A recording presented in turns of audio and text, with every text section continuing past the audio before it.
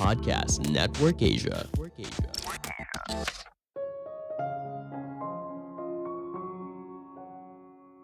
Sesuatu yang terlihat baik belum tentu kenyataannya seperti itu. Halo semuanya, nama saya Michael. Selamat datang di podcast saya, Sikutu Buku. Kali ini saya akan bahas kisah Barry Minkow, penipu ulung paling terkenal dalam sejarah. Pada tahun 1980-an, Barry dianggap sebagai anak ajaib. Saat usianya 16 tahun, dia mendirikan The Best, sebuah perusahaan pembersih karpet dari garasi rumah orang tuanya di California.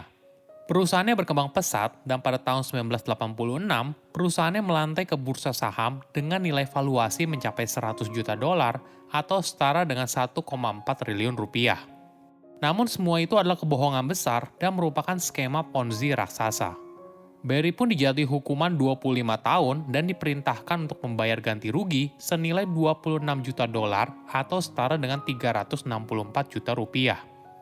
Sebagai informasi, podcast Sikutu Buku sekarang bergabung dengan Podcast Network Asia dan Podmetrics loh.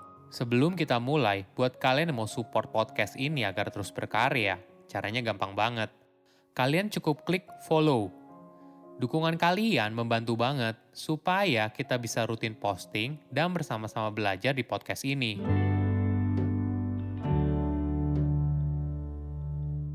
Barry Minkow lahir pada tahun 1966 di California. Dia dibesarkan dalam keluarga kelas menengah. Pada usia 16 tahun, Barry memulai bisnis pembersihan karpet di garasi orang tuanya bernama The Best. Dia mengaku tidak suka sekolah dan lebih tertarik untuk menghasilkan uang. Sekilas, dia terlihat sebagai role model di mana anak muda yang berbisnis hingga sukses. Nama Barry mulai populer ketika seorang wartawan dari Wall Street Journal mewawancarainya dan mempublikasikan artikel The Wonder Boy yang artinya seorang anak yang dianggap sangat sukses. Dari situ, banyak nama besar mulai berusaha mendekatkan diri pada Barry. Mulai dari diundang untuk interview di acara Oprah, hingga dukungan dari wali kota Los Angeles bernama Tom Bradley. Namun kenyataannya justru berbeda. Dia tidak pernah menjalankan bisnis yang menguntungkan. Barry berusaha mendapat modal bagi perusahaannya dengan cara apapun, termasuk cara yang ilegal. Misalnya, dia menciptakan perampokan bisnisnya sendiri untuk mendapatkan uang asuransi. Barry juga pernah meminjam 2.000 dolar atau setara dengan 28 juta rupiah dari neneknya, lalu malah mencuri mutiaranya juga. Saat dia butuh uang di tahun 1984, dia memalsukan wesel senilai 13.000 dolar atau setara dengan 182 juta rupiah. Keahliannya dalam mencuri tidak berhenti sampai di situ. Pada tahun 1985, Barry membuat akun bisnis di bank agar dia bisa menerima pembayaran kartu kredit. Selama beberapa tahun berikutnya, setiap kali Barry membutuhkan uang, dia akan menambahkan tagihan palsu ke rekening kartu kredit pelanggannya dan menerima uang tunai dari bank. Jika ada pelanggan yang mengeluh, Barry lalu menyalahkan pemalsuan tersebut pada karyawan tidak jujur, membayar ganti rugi, dan tetap melanjutkan perbuatan ilegalnya. Ketika dia tidak mencuri uang secara langsung, Barry bersama para rekannya berusaha membesarkan bisnis The Best dengan cara yang ilegal. Dia mendirikan Interstate Appraisal Services, sebuah perusahaan palsu yang bertugas untuk memverifikasi transaksi bisnis dari The Best. Barry mempunyai pribadi yang karismatik, sehingga banyak orang yang tertipu oleh penampilannya yang mempesona. Kali ini, dia punya mimpi yang lebih besar lagi, yaitu membawa The Best untuk melantai di bursa Wall Street. Barry bahkan berhasil meyakinkan perusahaan akuntan publik besar bernama Ernst & Whitney kalau bisnisnya sah dan legal. Suatu hari, ketika auditor tersebut bersikeras untuk melihat proses bisnis dari The Best, Barry meminta timnya untuk menyewa sebuah gedung dan memperbaikinya agar terlihat seperti tempat kerja. Penipuan ini begitu meyakinkan hingga para auditor memberi The Best nilai yang baik. Pada bulan Desember tahun 1986, The Best menulai debutnya di Wall Street.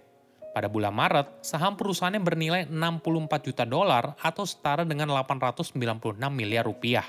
Sebulan kemudian, sahamnya terus naik hingga mencapai 110 juta dolar atau setara dengan 1,5 triliun rupiah. Ketika semua terasa begitu sempurna, tiba-tiba saja wartawan dari Wall Street Journal mendapatkan informasi soal penipuan kartu kredit. Setelah investigasi panjang, akhirnya muncul sebuah artikel yang berisi bagaimana Barry menjalankan praktik bisnis ilegal. Keesokan harinya, saham The Best langsung turun tajam hingga 28%. Pada saat penipuan sepenuhnya terungkap, investor telah kehilangan lebih dari 100 juta dolar atau setara dengan 1,4 triliun rupiah. Pada bulan Desember 1988, Barry dinyatakan bersalah atas 57 tuduhan penipuan dan dijatuhi hukuman 25 tahun penjara.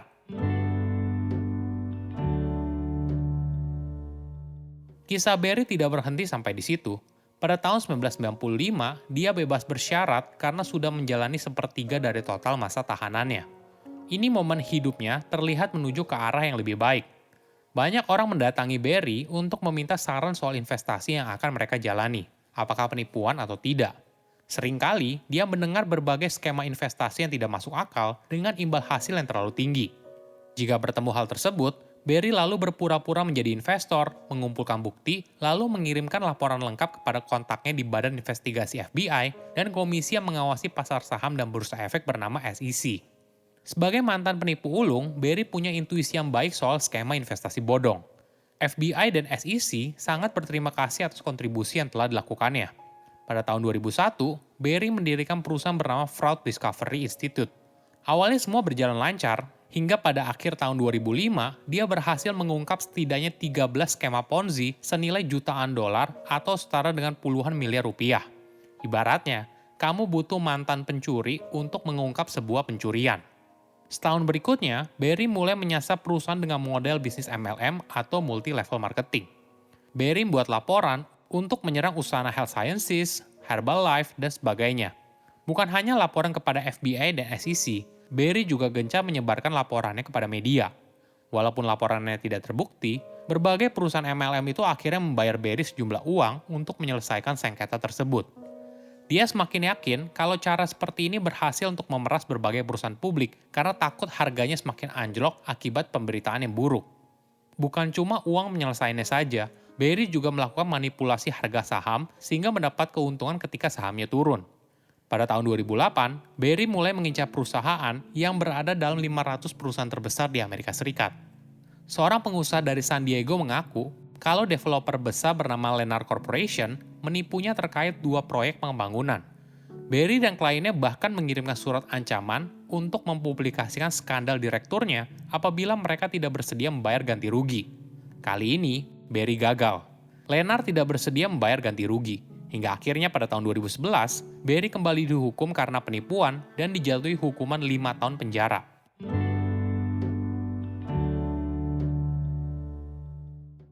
Apa pelajaran yang bisa kita ambil dari kisah Barry? Pertama, reputasi bukanlah jaminan utama. Siapa yang bisa menyangka, Barry awalnya merupakan anak muda jenius yang dipuja semua orang, ternyata merupakan seorang penipu. Dirinya bahkan sempat diundang di acara Oprah sebagai narasumber. Reputasi ibaratnya pedang bermata dua. Di satu sisi, memberikan kita rasa aman. Tapi di sisi lain, ternyata ada kebenaran yang tersembunyi di balik reputasinya yang cemerlang. Kedua, karakter seseorang sangatlah penting. Barry pertama kali masuk penjara pada akhir 1980-an setelah mengaku sebagai pendiri dan pemilik operasi pembersihan karpet yang berkembang pesat bernama The Best. Mungkin disitulah dia belajar bagaimana cara berbohong yang meyakinkan. Barry berusaha menyampaikan fakta kebenaran di awal, barulah selanjutnya mencampurkan dengan kebohongan agar sulit diverifikasi kebenarannya. Misalnya, Barry mengklaim memiliki bisnis pembersihan karpet. Memang benar bisnis tersebut ada hingga memiliki ribuan karyawan. Namun ternyata, semua itu hanyalah topeng untuk menutupi kebohongan yang lebih besar. Ketiga, sepandai-pandainya tupai melompat, pasti akan jatuh juga. Kisah Barry di awal sebagai anak muda yang sukses dari sebuah perusahaan pembersih karpet merupakan cerita yang luar biasa. Banyak orang mudah sekali tertipu dengan kisahnya. Sehebat apapun Barry menyembunyikan semua keburukannya, pada akhirnya akan ketahuan. Reputasi yang baik belum tentu menjamin karakter seorang yang baik. Kadang, di balik reputasi yang baik, tersimpan kebenaran yang mencengangkan. Saya undur diri, jangan lupa follow podcast Sikutu Buku. Bye-bye. Halo teman-teman pendengar Sikutu Buku. Podcast Sikutu Buku memang sangat menarik ya. Saya Hendro, dan kalau kamu tertarik mengetahui tentang mitologi Yunani dan kisah-kisah menarik lainnya, kamu bisa mendengarkan podcast Mitologi Santuy. Yuk mampir ke podcast Mitologi Santuy, sampai ketemu. Pandangan dan opini yang disampaikan oleh kreator podcast, host, dan tamu tidak mencerminkan kebijakan resmi dan bagian dari podcast Network Asia. Setiap konten yang disampaikan mereka di dalam podcast adalah opini mereka sendiri dan tidak bermaksud untuk merugikan agama, grup etnik, perkumpulan, organisasi, perusahaan, perorangan, atau siapapun dan apapun.